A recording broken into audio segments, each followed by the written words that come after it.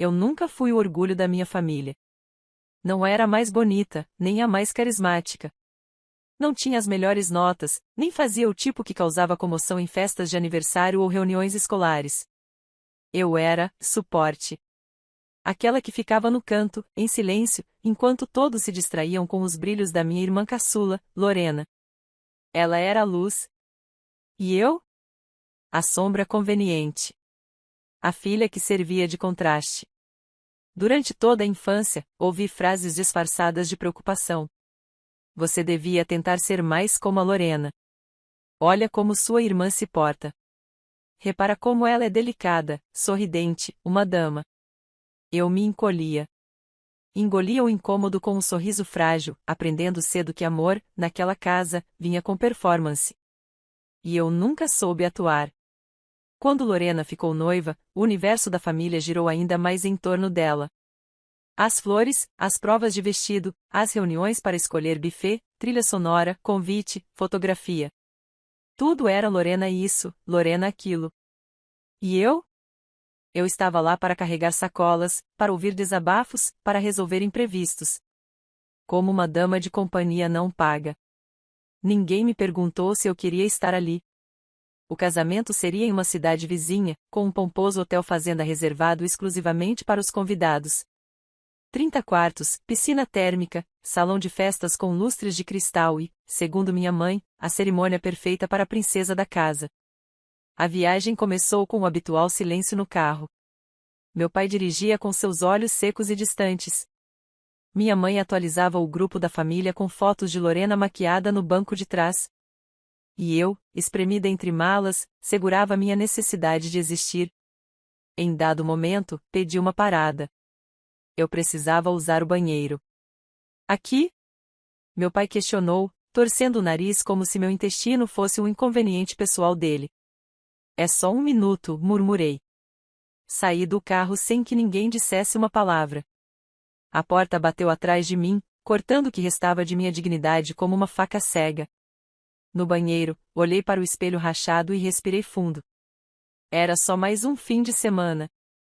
Eu conseguiria sobreviver a mais essa humilhação. Ou pelo menos eu achava.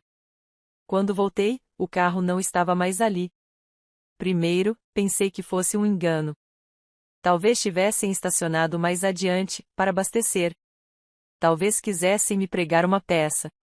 Mas não havia sinal. Nenhum rastro de pneu fresco.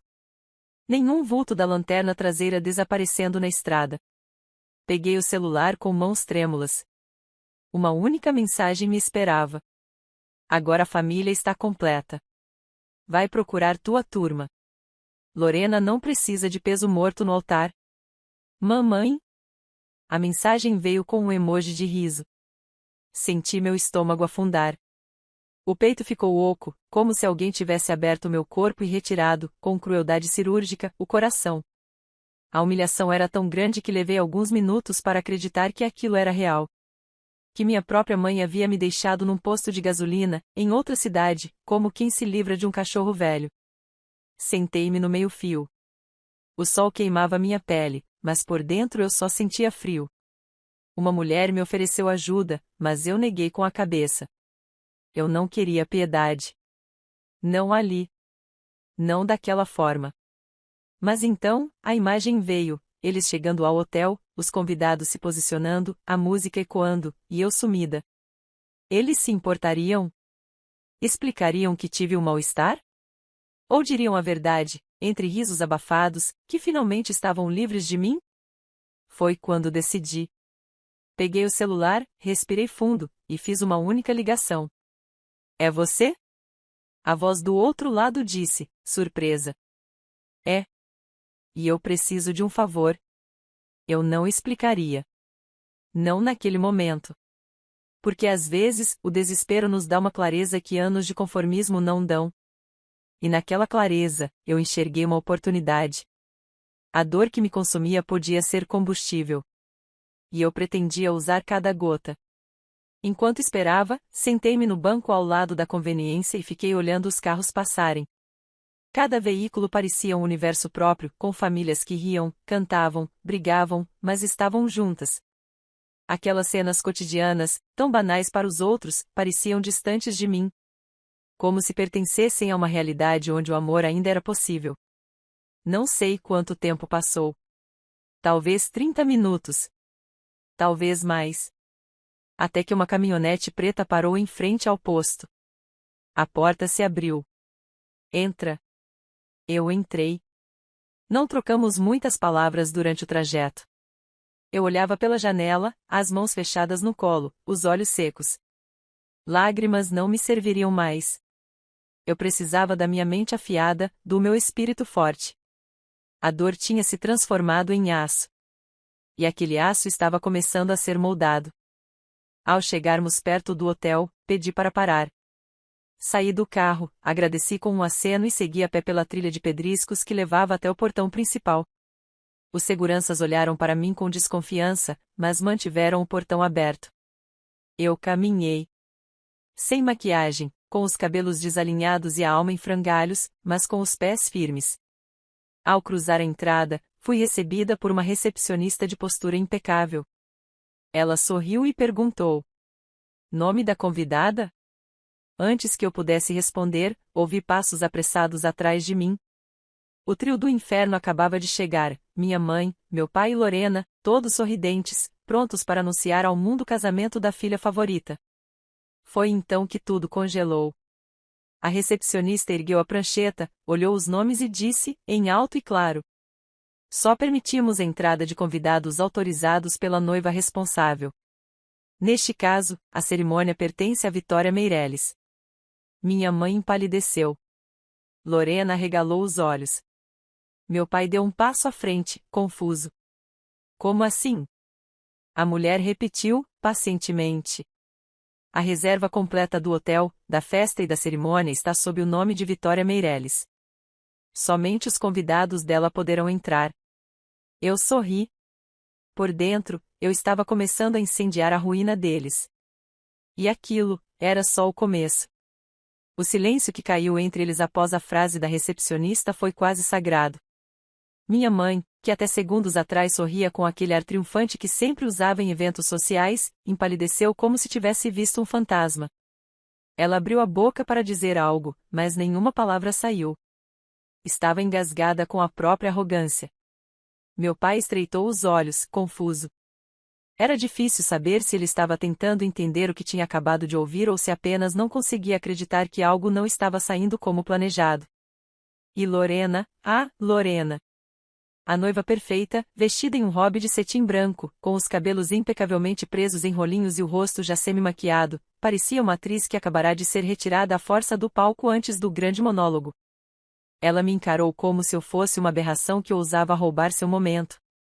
Mas eu não precisava dizer nada. A recepcionista, educadamente, continuou: "Senhorita Vitória Meireles é quem reservou este espaço com exclusividade. O evento registrado é um casamento, mas todos os detalhes, buffet, lista de convidados, decoração, cerimônia, foram definidos por ela e sua equipe. Se não constam na lista, infelizmente, não poderão permanecer." Minha mãe se virou para mim, como quem tenta se agarrar a qualquer explicação. "Que brincadeira é essa?" "Nenhuma", respondi, com a voz calma, firme, sem pressa. "Eu apenas resolvi investir em algo meu." Lorena deu um passo à frente, ríspida, como uma cobra prestes a dar o bote. "Você tá achando que pode se vingar de mim estragando meu casamento?" "Eu não estraguei nada. Na verdade, eu apenas usei meu nome verdadeiro para reservar este espaço. Não sei quem prometeu isso para você, mas certamente não foi com a minha autorização. E, infelizmente para vocês, todo esse hotel está reservado exclusivamente por mim. Cada centavo. Cada detalhe." O rosto dela ficou vermelho, os olhos saltados de ódio. "Você não tem esse dinheiro." Ela gritou. Lorena. Como era previsível. Suspirei. Olhei diretamente nos olhos dela, e pela primeira vez na vida, senti que ela teve medo de mim. "Você não sabe nada sobre mim, Lorena." Porque nunca se deu ao trabalho de perguntar. Estava sempre ocupada demais desfilando sua perfeição imposta.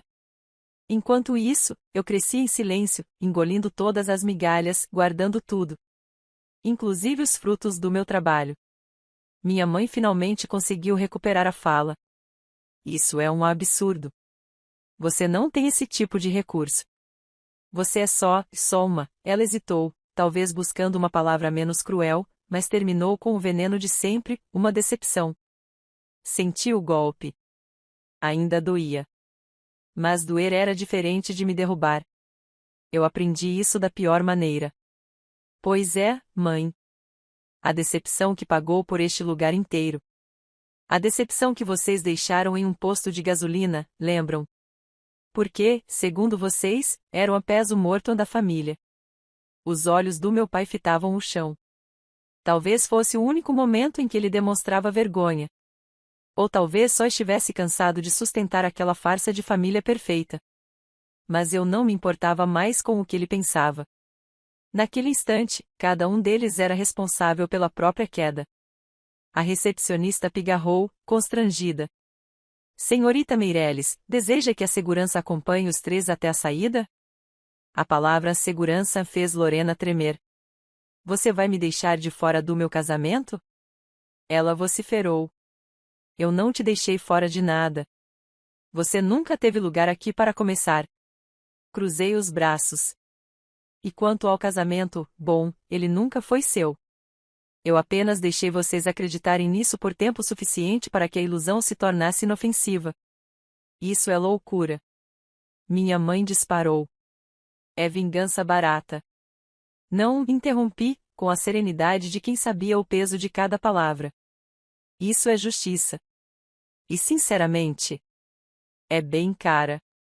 Cada flor deste salão, cada minuto reservado neste hotel de luxo, cada detalhe, foi pago com meu esforço, com meu trabalho, com o que vocês sempre disseram que eu não seria capaz de conquistar.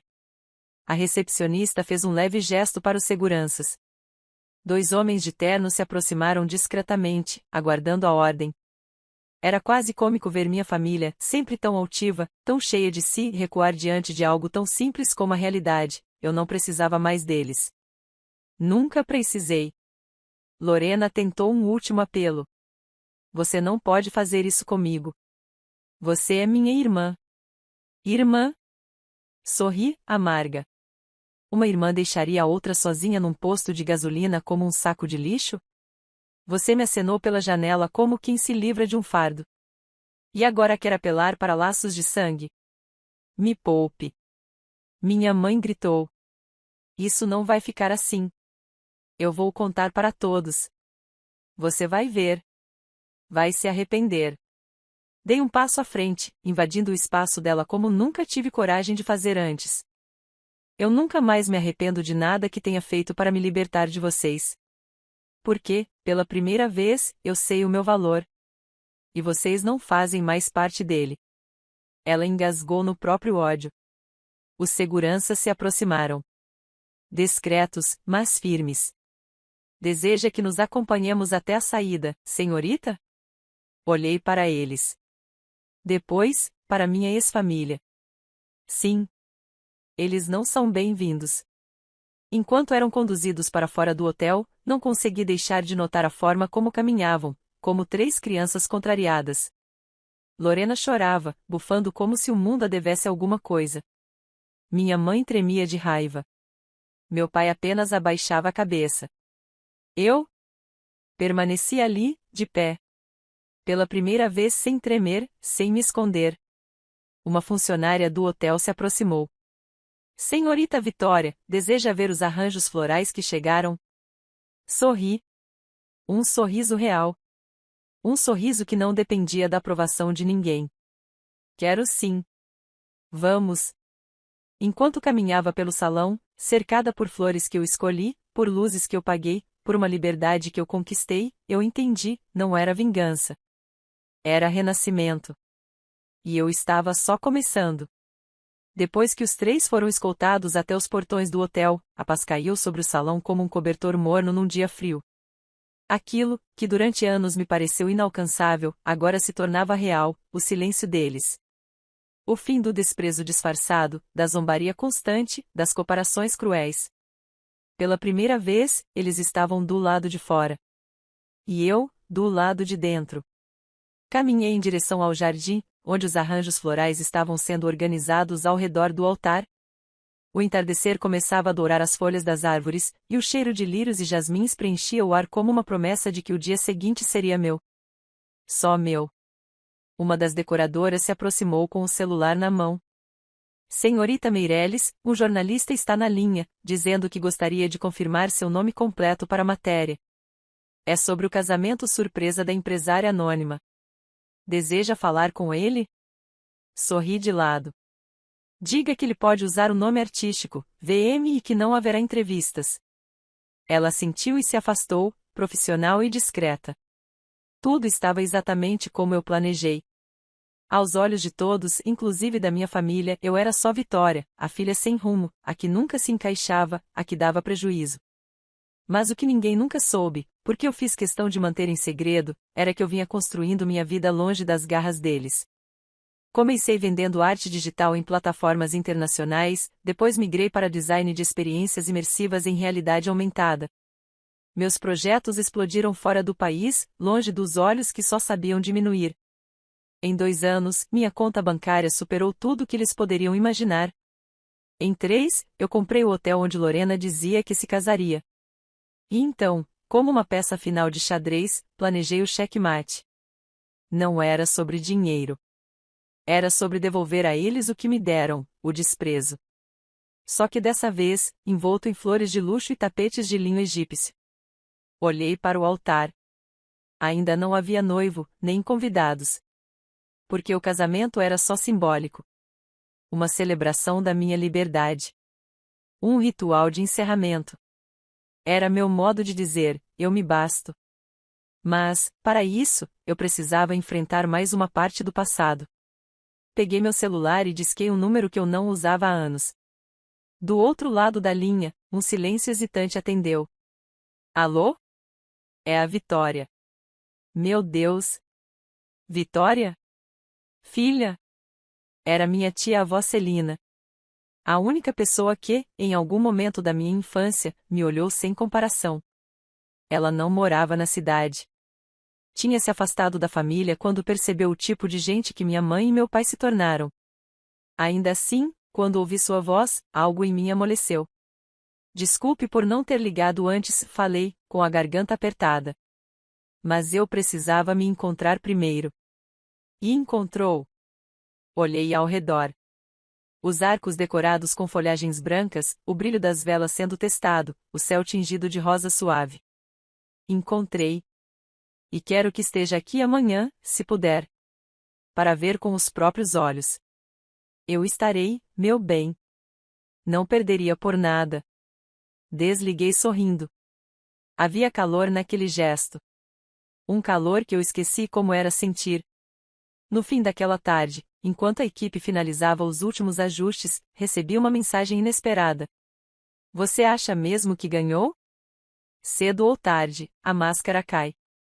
E ninguém vai te aplaudir por ser uma traidora de sangue. Era da minha mãe? Eu não respondi. Não valia a pena. Eles jamais entenderiam. O mundo deles sempre foi regido por aparência, conveniência e status.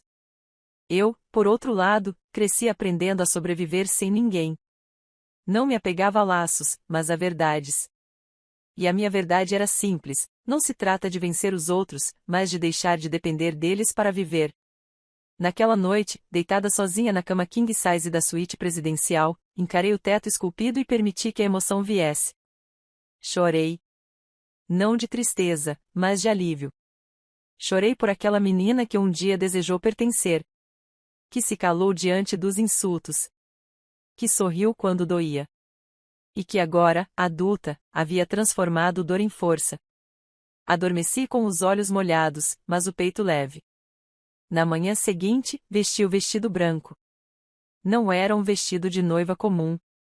Era simples, sem pedrarias, com tecido leve e caimento fluido. Algo que me representasse. Cabelos soltos, pés descalços. A cerimônia não era para agradar ninguém. Era uma promessa silenciosa para mim mesma. A equipe posicionou os poucos convidados, todos selecionados com rigor, amigos que me apoiaram, colegas de trabalho e uma professora antiga. Gente que nunca me cobrou sorrisos ou metas, apenas presença. O altar foi erguido no centro do jardim, cercado de espelhos. Meu reflexo me olhava de todos os ângulos.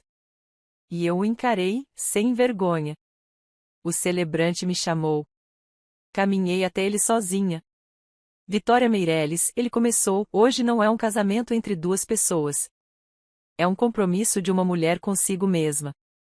Diante de todos aqui, você declara que a partir de agora, sua vida é sua. Que não buscará mais a aprovação de ninguém. Que seu valor não será mais definido por sangue, mas por verdade. Assenti com os olhos cheios. Promete cuidar de si, proteger seus sonhos, honrar sua história e jamais retornar para o lugar de onde saiu ferida? Prometo, sussurrei, com a alma inteira. Então, diante de todos, declaro você livre. Casada com sua liberdade. A pequena plateia aplaudiu. Meus olhos marejaram. A emoção atravessou meu peito como um sopro de vida. Respirei fundo. Era isso. Eu me pertencia agora. E mais ninguém poderia me arrancar isso. Ao final da cerimônia, a recepcionista se aproximou discretamente e entregou um envelope. Foi deixado há pouco por uma mulher. Ela disse que era sua mãe. Abri. Você pode achar que venceu. Mas no fim, só vai morrer sozinha. Sorri. Era curioso como as palavras dela, agora, já não tinham mais garras. Ela ainda não entendeu, murmurei para mim mesma. Que quem vive presa à própria amargura, é que morre antes da hora. Levantei os olhos para o céu claro. O vento passou leve, como um sussurro. E eu sabia, era só o começo. Na manhã seguinte, quando desci para o café, notei um movimento estranho perto do portão de entrada do hotel. 3 funcionários conversavam baixinho, espiando pela fresta da cerca viva. Quando me aproximei, uma das recepcionistas me interceptou. Senhorita Meireles, perdoe o incômodo, mas sua família está lá fora. Desde a madrugada. Disseram que não vão embora até falarem com você. Respirei fundo. Era previsível. Os rostos que, há menos de 24 horas, me haviam rejeitado com escárnio, agora estavam colados à grade de ferro como súplicas mudas. Não era arrependimento. Era desespero de perder controle. Fui até a varanda, de onde podia vê-los sem ser vista. Minha mãe estava sentada na calçada, com uma expressão entre o cansaço e a fúria contida. Lorena andava de um lado para o outro, descalça, os cabelos revoltos, como se não soubesse o que fazer com a própria raiva. E meu pai permanecia parado, com as mãos nos bolsos, como um garoto que teme a bronca do professor. Peguei o celular e tirei uma foto. Não por vingança. Mas para me lembrar, em dias de fraqueza, do que deixei para trás. Mais tarde, uma carta chegou às minhas mãos. Escrita com a caligrafia familiar da minha mãe, em tinta azul, com palavras tão frias quanto calculadas.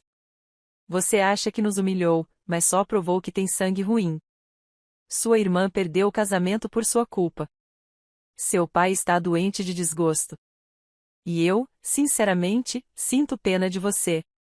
Porque dinheiro algum compra família. Um dia, quando a euforia passar, você vai olhar ao redor e ver que está só. E aí, vai implorar para voltar. E nós não estaremos mais aqui. Eu reli cada linha em silêncio. Depois, queimei o papel.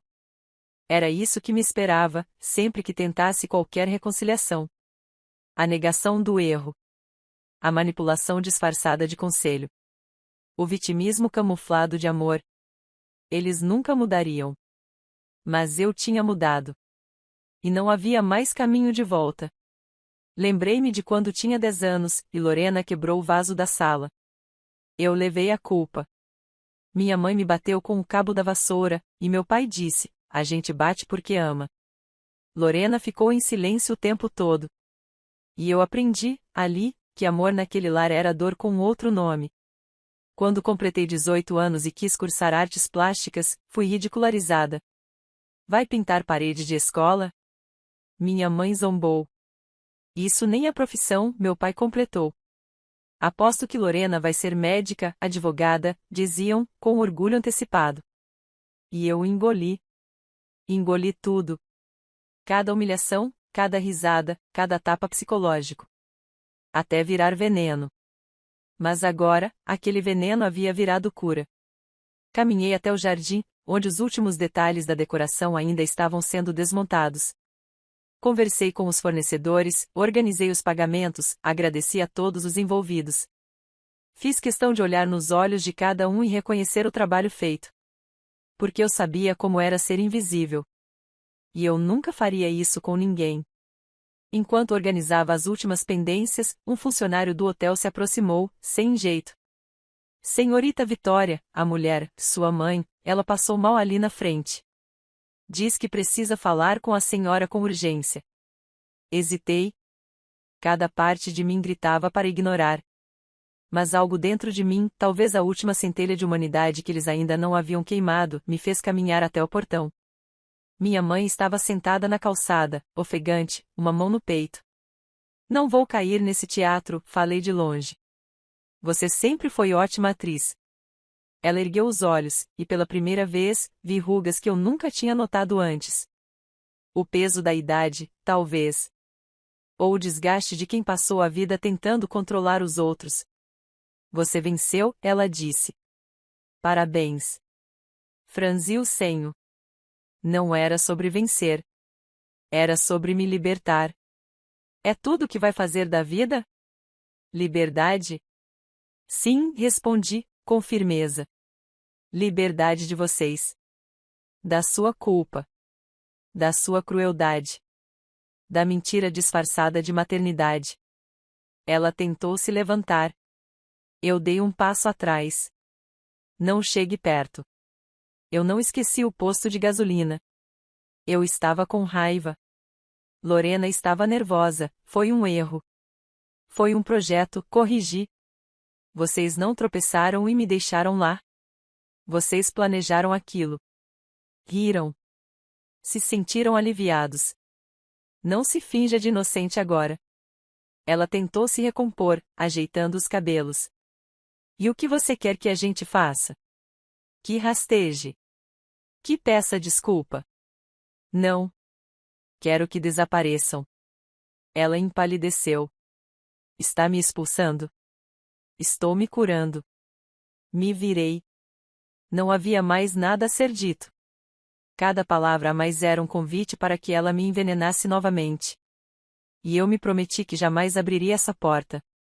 Ao entrar novamente no hotel, minha tia-avó Celina já me esperava no saguão. Ela sorriu, me abraçou e disse: Você fez o que nenhuma mulher da nossa família teve coragem de fazer. Cortou a raiz podre. Eu chorei no ombro dela. Ainda dói. Claro que dói. Mas vai passar. Porque agora você está regando a si mesma. E flores, minha querida, flores também nascem do lixo. Passamos o dia juntas, caminhando pelos jardins do hotel, rindo, lembrando de tempos em que eu era apenas uma criança escondida atrás dos móveis da sala. Celina sempre soube que algo estava errado, mas minha mãe a afastou de tudo. Má influência, dizia. No final da tarde, sentadas em espreguiçadeiras sob uma pérgola florida, ela me olhou e perguntou: E agora? O que você vai fazer? Olhei para o céu, onde as nuvens se dissiparam como fantasmas que finalmente encontraram descanso. Agora? Agora vou viver. Do meu jeito. Sem pedir desculpas por existir. Celina apertou minha mão. E você nunca mais vai estar sozinha. Os dias seguintes passaram como um bálsamo silencioso. Sem barulho de vozes me diminuindo, sem olhares de reprovação, sem o peso invisível que sempre carreguei como filha, como irmã, como o erro que eles nunca souberam nomear. O hotel foi esvaziando aos poucos. Os convidados que vieram por mim voltaram às suas cidades levando lembranças doces da cerimônia mais incomum que já haviam presenciado. Alguns disseram que nunca tinham visto alguém se casar consigo mesma com tanta verdade. Eu agradeci com o coração leve, mas no fundo, eu sabia, aquilo não foi só um evento, foi uma libertação ancestral. Eu tinha quebrado o ciclo. Na tarde da minha partida, fui até o salão uma última vez. O espaço estava vazio, exceto por alguns arranjos esquecidos e o eco suave das promessas que fiz a mim mesma. Caminhei até o centro do altar e toquei o chão com a ponta dos dedos, como quem agradece à terra que sustentou sua primeira vitória. Ali, fechei os olhos e respirei fundo. Obrigada, sussurrei. Por me ensinar que o que eu buscava nos outros, eu sempre tive dentro de mim. Ao sair do hotel, fui direto para a nova casa que comprei com antecedência. Uma casa pequena, sem ostentação, mas cheia de janelas, cercada por árvores e com silêncio suficiente para que meus pensamentos florescessem sem medo. Levei apenas o necessário. O resto ficou para trás. Inclusive os fantasmas. Alguns dias depois, recebi uma intimação por correspondência. Lorena estava processando o hotel por danos morais e constrangimento público. Ri. Eles não sabiam perder. Não sabiam aceitar que não tinham mais controle sobre mim. Que eu não era mais o brinquedo quebrado da família, mas uma mulher inteira, uma que eles não reconheciam mais, porque jamais pararam para conhecer. Conversei com meus advogados. A resposta foi clara e objetiva. Ela não tem nenhuma base legal. Você não fez nada fora do contrato. Claro que não fiz. Cada passo foi calculado com precisão. Não por maldade, mas por autopreservação. Eu aprendi com eles a ser cautelosa. E quando você cresce rodeada por quem quer te apagar, aprende que qualquer sinal de luz precisa ser protegido como um tesouro. Na semana seguinte, Celina voltou para minha nova casa. Trouxe uma caixa de madeira antiga com fotos e cartas da minha avó. A mãe da minha mãe. Ela também foi apagada, disse Celina, me entregando a caixa. Sua mãe odiava a força dela. A criatividade. A liberdade. E fez questão de enterrá-la em silêncio, como tentou fazer com você. Abri a caixa com cuidado. Dentro, encontrei rabiscos de poesias, receitas caseiras e colagens em cadernos velhos. Descobri que minha avó pintava. E que, assim como eu, sonhava em viver da própria arte. Senti um nó na garganta. Por que nunca me contaram? Porque queriam que você esquecesse quem você era. O sangue que corre em você não é só deles, Vitória. Você carrega a alma de uma mulher que tentou ser livre. E agora, você conseguiu o que ela não pôde. Chorei. Chorei por mim. Por minha avó. Por todas as mulheres da minha linhagem que foram caladas, dobradas, apagadas. Naquela noite, fui até o meu ateliê e pendurei as colagens da minha avó ao lado dos meus quadros. Não importava se combinavam ou não. Aquelas obras, agora, pertenciam ao mesmo lar.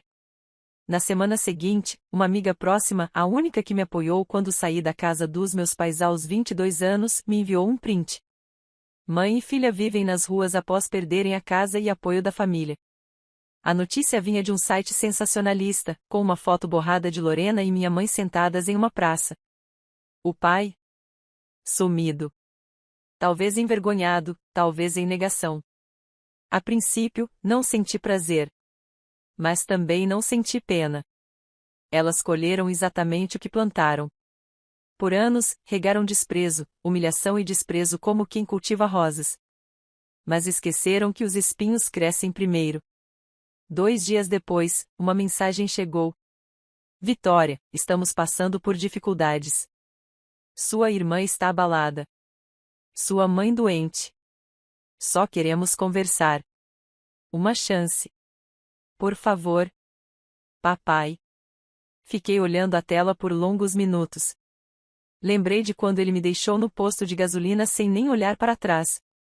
Lembrei do sorriso dele, dos dedos firmes no volante, do jeito como acelerou sem remorso.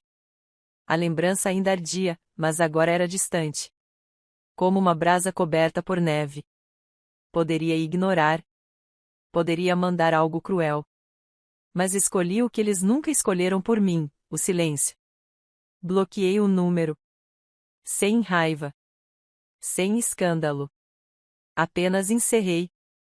Eles sempre me disseram que família é sangue. Mas hoje eu sei, família é quem fica quando o sangue te vira as costas. E minha nova família não carrega meu sobrenome. São amigos, mestres, clientes, artistas, são pessoas que me olham e enxergam. Que não me moldam. Que não me pesam. Que não me deixam para trás. na varanda da minha nova casa, plantei um jardim com as flores que sobraram da cerimônia. Jasmins, lírios, lavandas. Toda vez que o vento sopra, elas dançam como se dissessem: você venceu. Não como elas vencem, com gritos, acusações, chantagens. Mas com paz. No aniversário seguinte, recebi mais de 100 cartas de clientes e seguidores. Alguns diziam que minha história inspirou outras mulheres a se libertarem de lares opressores. Outras mandaram quadros, poesias e desenhos. Um presente atrás do outro. Guardei todos. Não por vaidade, mas por gratidão. Por saber que minha dor não foi em vão. E, acima de tudo, por ter feito algo que minha família nunca quis que eu fizesse. Tenho orgulho de quem eu me tornei. Fim.